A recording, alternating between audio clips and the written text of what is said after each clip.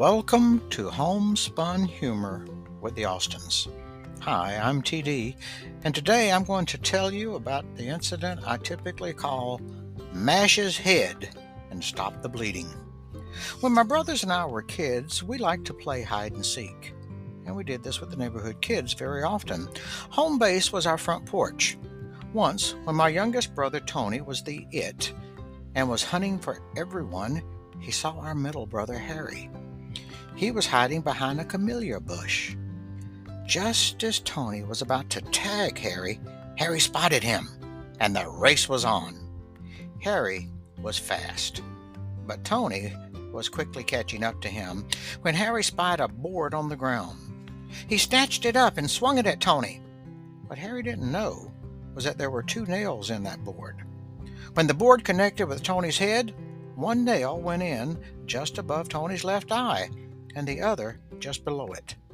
Tony screamed and grabbed his head. Blood was gushing out between his fingers and rolling down his arm. All the neighborhood kids came running from their hiding spots to see what all the screaming was about. But when they saw all the blood draining out of Tony's head, well, they took off for the safety of their own home. When I got there, I moved Tony's hand to check things out. I saw the two puncture wounds in his head, but his eye was still intact.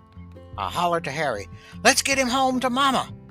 Harry started to wail, No, Mama will kill me. Can't you just mash his head and stop the bleeding?"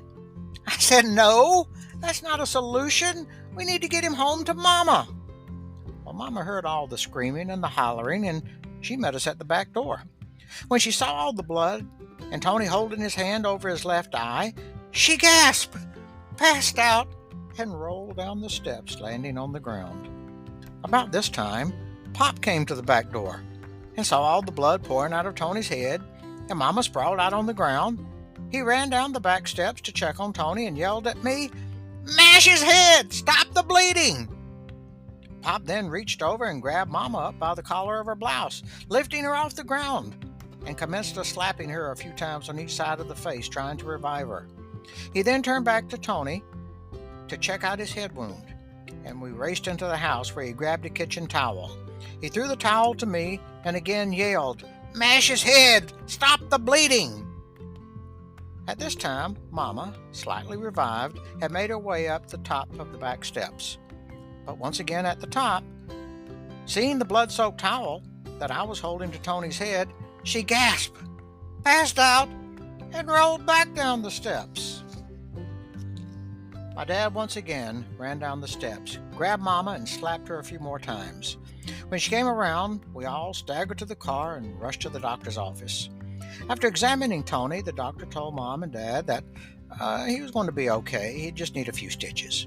But when the doctor began to stitch Tony up, Dad, who always liked to watch things closely, was observing perhaps too closely. And seeing what the doctor was doing, he now gasped.